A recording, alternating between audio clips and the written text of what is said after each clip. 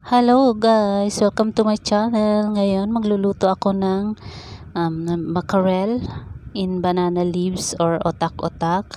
Ang kailangan natin ay 200 grams mackerel. Ayan, 1 tablespoon ng shrimp paste, lime, dalawang lime leaves. Ang ginamit ko dyan is half chili, galangal, and ayan, ito galangal siya, and shallot. Ayan, i-chop natin lahat yan. Slight spicy ang ginawa ko. Dito naman sa banana leaves ay steam it para lumambot siya, madaling i-fold. Pan-fry natin ang mackerel, tapos himayin, tanggalin yung mga tinik. Ito siya, galangal, 1 tablespoon, 1 tablespoon ng shallot, chili, ayan. Pwede nyong dagdagan, ayan, 1 tablespoon ng pine nuts. Yan ang available, kaya yan ang ginamit ko, kahit anong nuts yan. 1 tablespoon ng turmeric. Ayan, i-blend natin lahat. Half ng chili pepper, pwede nyong dagdagan. May bata kasi, kaya half lang ginamit ko para hindi siya gaano spicy. Ayan, blend natin. Ayan, blended. Ayan, ilagay natin ang 1 tablespoon na shrimp paste. Ayan, blend na siya mga friends. Ayan, next, nahimay na ang ating mackerel. Ayan, mix all together. At saka isang slightly beaten egg. Okay. I-mekos-mekos natin. Mekos-mekos na yan, insan.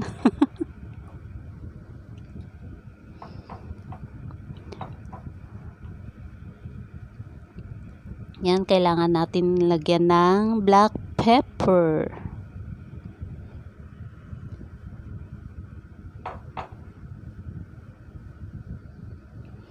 Tsaka yung ayan, lime leaves, half tablespoon ng dark soy sauce. Mekos-mekos na ulit. Okay, a pinch of salt.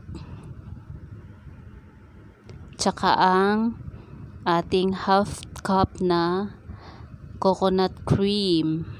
Yan. Konti lang muna para hindi siya mag watery. Yan. Okay na.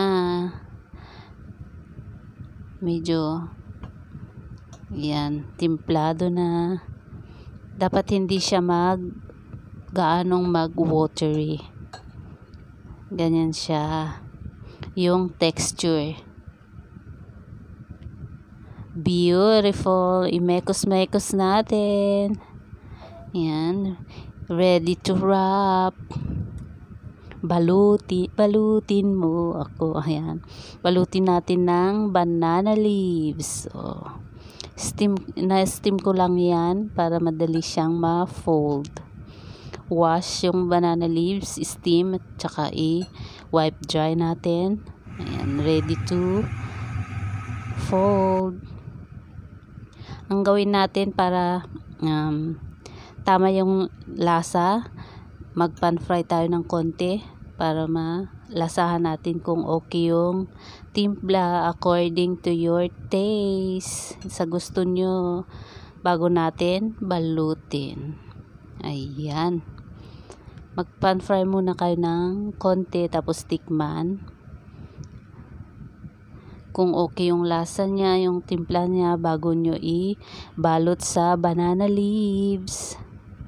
Okay, ayan, chopstick lang, ay toothpick, toothpick, ayan, sa dulo-dulo niya. sa magkabilang dulo. Yan, close na siya.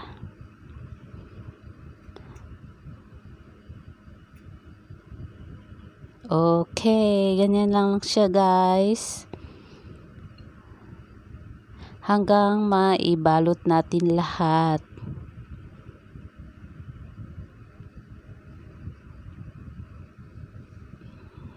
Ayan, tapos na. I-bake natin siya ng 30 minutes, 200 degrees Celsius. 30 minutes. Ayan, tapos na siya. Parang tupig.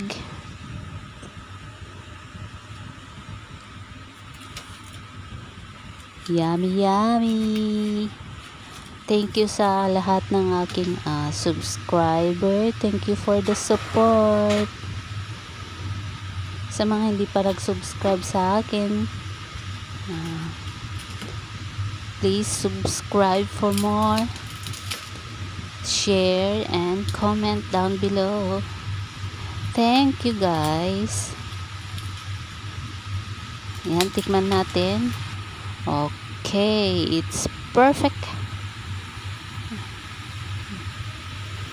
Yung lime natin, hatiin ng half at iyan. And serve. Enjoy guys.